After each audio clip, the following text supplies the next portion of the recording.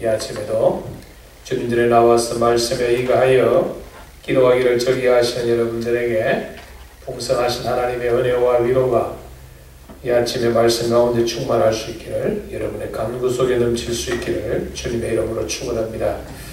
50장에서 왜 메시아가 이 땅에 오셔야 하시는 이유를 우리에게 간결하게 말씀해 주고 있습니다. 1절에 나 여호와가 이같이 말하노라, 내가 너희의 의미를 내보낸 이혼 정서가 어디 있느냐? 체주에게 너희를 팔았느냐? 아니라는 겁니다. 여기에 너희의 의미가 누구냐? 너희의 의미 시온을 가리킵니다. 그러니까 하나님의 백성, 하나님이 계시는 곳을 상징하는 곳이 시온인데, 여기에서 우리에게 좀 더 우리 시대에 이 말씀을 적용시킨다고 하면 교회를 하나님께서 나의 아내다. 우리는 그리스도의 신부이죠. 교회는 그리스도의 신부입니다. 그래서 여기에 이혼이라 할 때는 부모와 자식이 이혼하는 게 아니잖아요.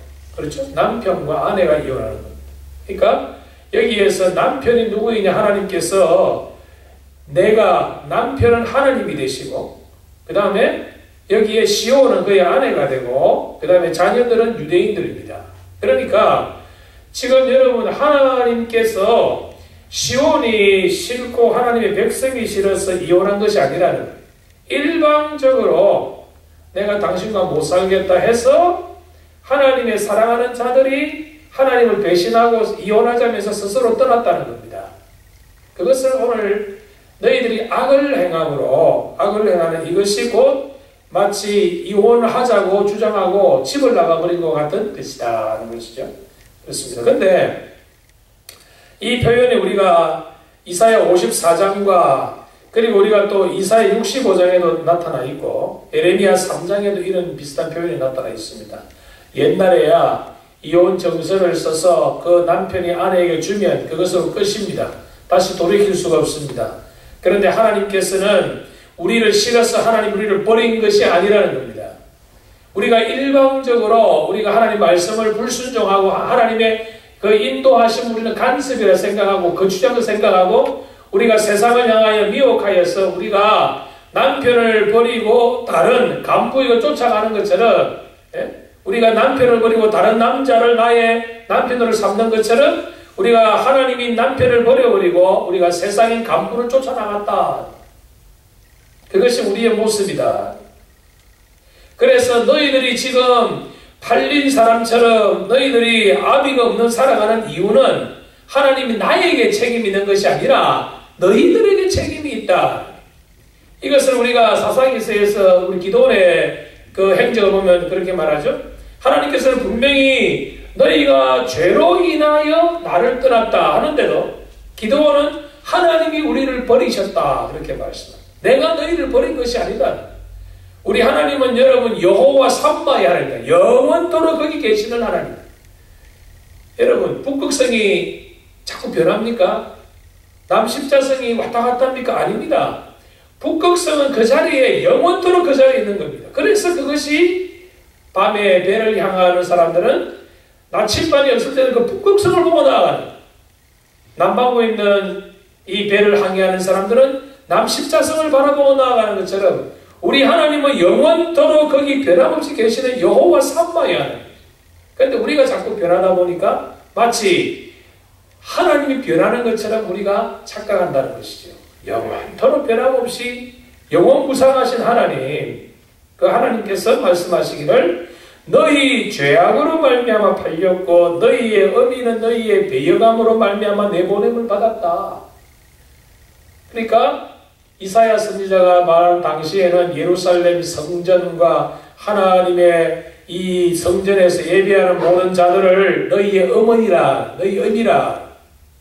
그래서 하나님께서 예루살렘 성전과 예루살렘 성전에서 제사장들과 봉사하는 자들을 하나님께서 인정하지 않았다. 그 이유가 너희의 죄악 때문에 그랬다. 너희의 배역함으로 말미암아 내 보냄을 받았다. 하나님께서 예루살렘 성전에 드리는 예배를 하나님이 받지 않으셨다 그 말입니다. 그런데 우리 하나님은 여러분 배신하고 나간 그 자녀들을 하나님께서 화가 나셔서 완전히 단절하는 것이 아니라 비록 저들은 하나님의 말씀에 불순종하여 떠났지만은 하나님이 저들을 향한 사랑은 여전히 저들을 사랑하심이 우리에게 보여주시는 것이 2절입니다. 내가 왔어도 사람이 없었으며. 이것은 여러분 하나님이 이 사람의 의인화하는 이 모습인데 이 말씀 무슨 말인가 하면 하나님께서 하나님의 종들을 계속하여 보내주셨다는 겁니다. 내가 이 세상에 이 하나님께서 종들로 통하여 너희에게 찾아왔다는 겁니다. 하나님께서. 그리고 내가 선택한 선지자들을 통하여 하나님의 종들로 통하여 너희를 다시 돌아오라고 많이 불렀지만은 대답하는 자가 없었다.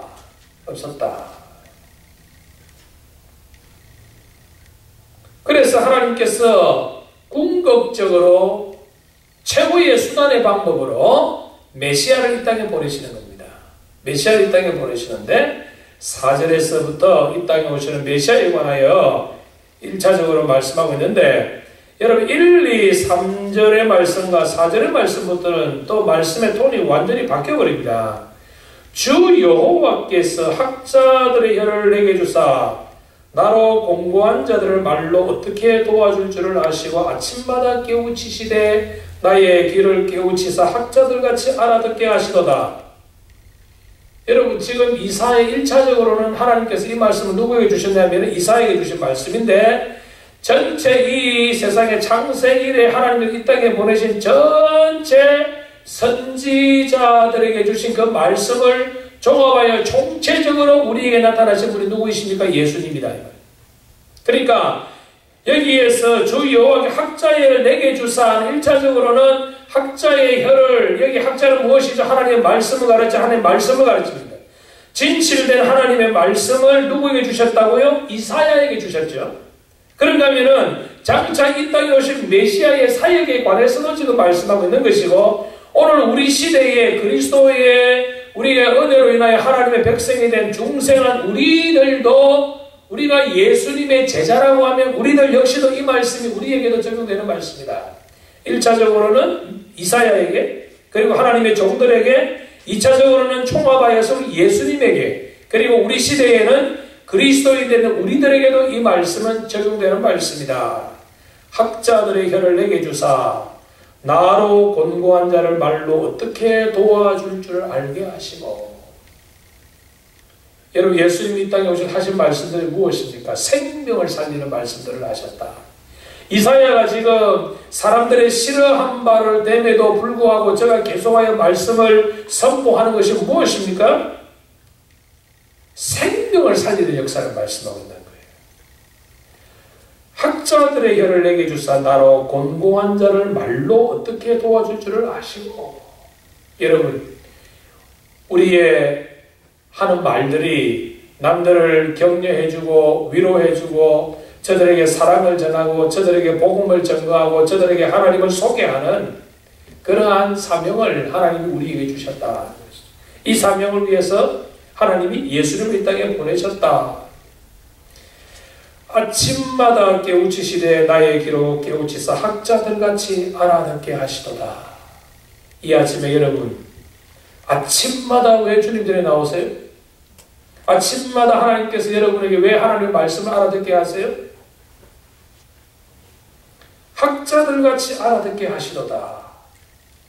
구약시대부터 하나님께서 보내신 하나님의 종들로 주신 그 말씀 그리고 총체적으로 이 땅에 오셔서 학자들의 전한 말씀을 우리에게 전거해 주신 예수님 그 예수님이 또 우리에게 하신 말씀이 우리의 눈앞에 나타나 있는 것이 하나님의 말씀이 옵시다. 신구의 66권이 우리 주신 학자들의 말씀이 옵시다.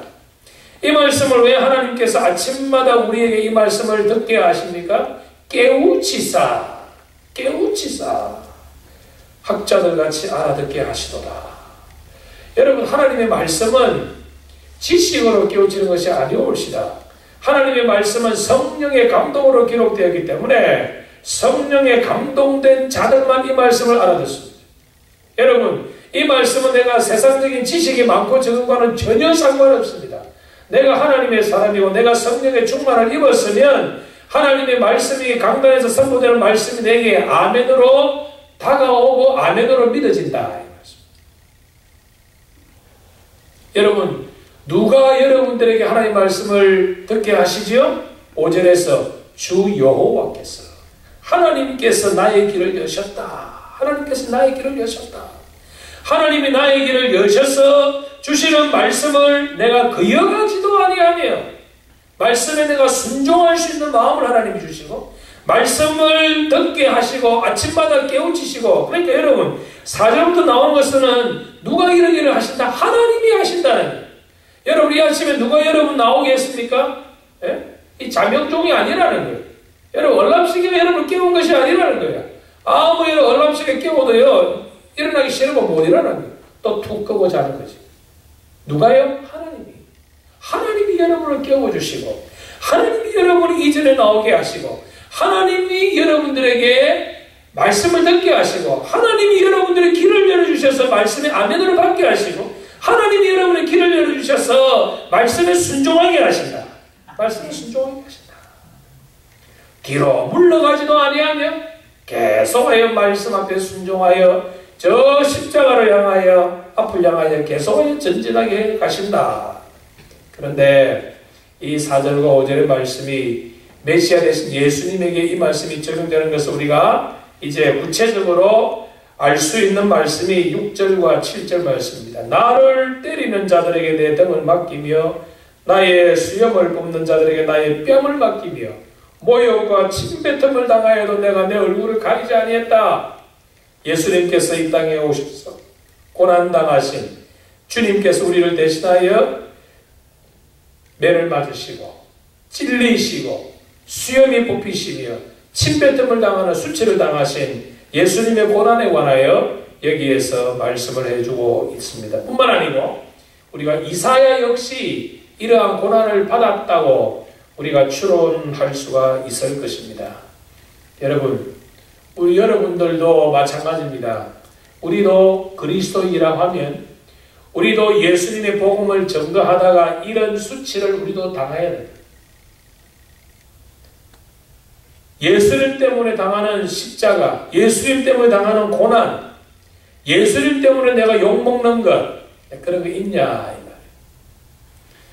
여러분, 제가 한국에 있을 때에 부산의 그 광복동에 아주 큰 양복점을 하시는 어느 집사님이 계셨어요. 그런데 이분이 어느 날 이제 그 부산 광복교회 집사님이셨는데 이분이 하나님의 은혜를 받았어요.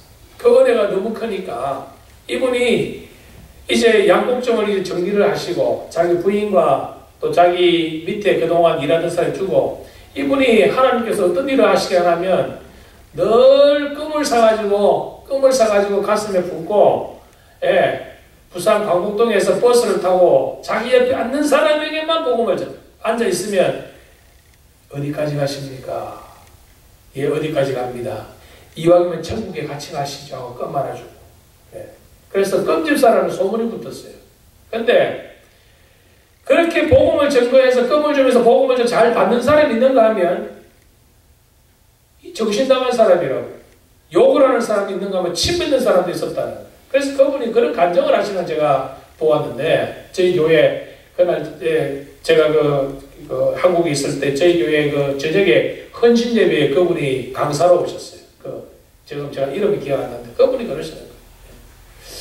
자기가 복음 전거하다가 이 뺨도 맞아보고 복음 전거하다가 별소리 나는 거예요. 그러니까 그 당시에 이 버스 안에서 기차는 껌도 많이 팔았잖아요. 껌팔이 또 소년들이 또 행패도 부리고 자기 사업비 안 낸다고 그런 걸 당하면서 야 주님이 과연 이 땅에 계셨을 때에 당했던 고난하고 자기의 고난과는 비교할 수 없는 그런 참 은혜를 입었다는 그 간증을 제가 직접 들어본 적이 있습니다.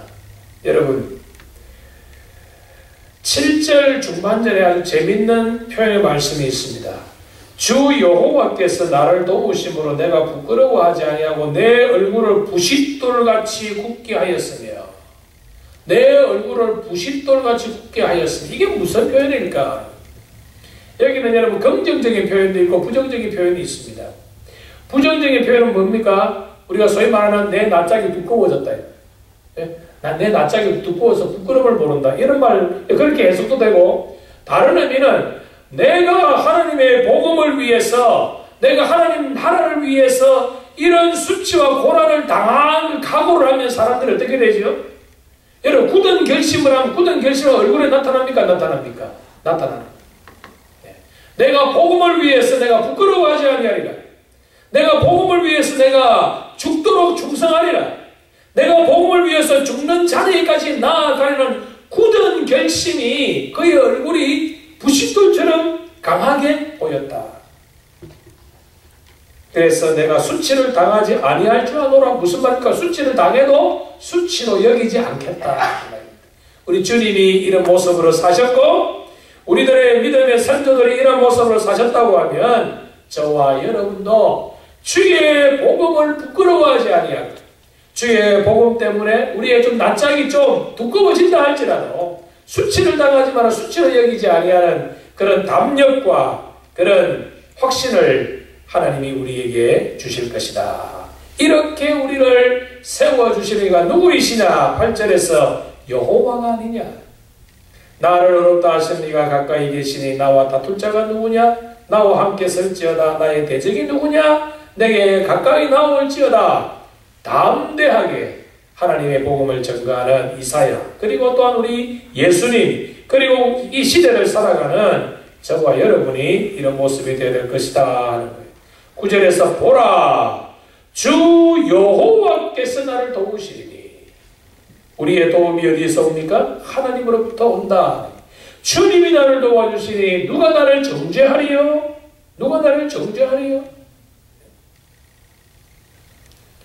이 세상에 의뢰할 것이 많고 의지할 것이 많이 있다 할지라도 참된 의뢰와 참된 의지는 하나님밖에 없다. 10절에서 흑암 중에 행하여 빛이 없는 자라도 여호와의 이름을 의뢰하며 자기 하나님을 의지해라. 사랑하는 성도 여러분, 오늘 우리가 살아가는 시대에 우리를 거짓되게 인도하는 것이 너무 많다는 것이죠. 내가 그것 잡으면 내가 행복할 것 같고 내가 취하면 내가 성공할 것 같지만은 아니라는 겁니다. 아니라는 겁니다. 11절의 말씀에 우리에게 결론적인 말씀을 주시는데, 보라, 불을 피우고 횃불을 둘러선 자여 너희가 다 너희의 불꽃 가운데로 걸어가며. 여기 불꽃이라는 것은 불이 활활 핀 꽃이 아니라 여기에서 히브리 원어에 보면은 부싯돌을 여러분 착 키면 불이 반짝하지요. 근데 그 부싯돌이 반짝하는 그 불이 여러분 사실은 반짝하는 그 불이 뜨겁게 할 수 있습니까? 그 불은 뜨겁게 못합니다. 그 불은 그냥 여러분이 칼을 갈다가 나오는 그 불빛이 쭉 나오죠. 그 불빛은 여러분 불꽃만 있지 불에 생명이 없는 것이 무슨 말입니까? 너희들이 불을 짓고 횃불을 들었다 하지만 사실은 그것이 진짜 횃불이 아니라는 거예요. 그는 그냥 반짝하고 불꽃이 하나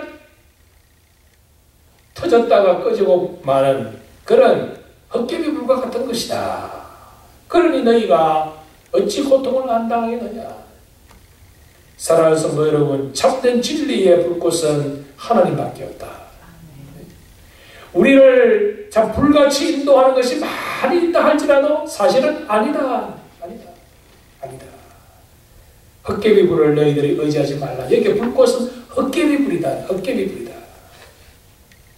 성도 여러분, 오늘 이 4절에서 7절의 말씀은 특별히 또 목회 전에 우리들이 늘 이 말씀 우리가 묵상하면서 이 학자의 혀를 내게 주사 아침마다 우리를 깨우치시고 아침마다 알아듣게 하시고 그 말씀을 들을 때 그 말씀대로 순종해 나갈 때에 어려움과 고난이 있다 할지라도 우리가 수치를 당한다 할지라도 우리가 뒤로 물러가지 아니하고